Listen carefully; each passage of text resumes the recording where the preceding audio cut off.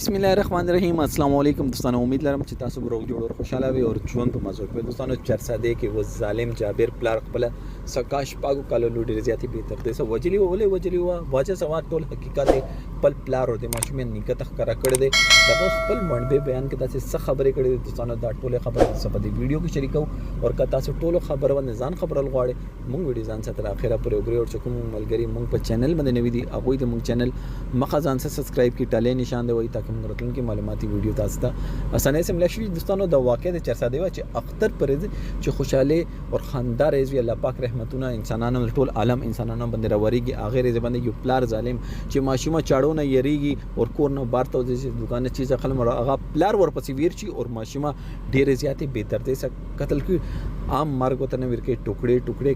کترې کی और आगे न बात कोर तराशी और पुलिस पर आगे पर मदयत के FIR दर्ज और मूंग दे बरा ढेर ज्यादा शर्मनाक मुकाम दा चे पुलिस दा सोच गई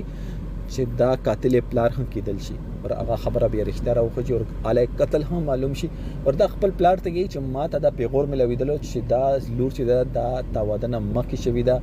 दा लूर चे दा नाजायजा लूर व दे वाजिब बंदी ज खल को दा पेगोरन दे हाथ पर तंग रगले چې ما خپل لور خپل لاس سره قتل کړي نه بیرحمانه ظلم جبر په کړي دا غنه باندې کړي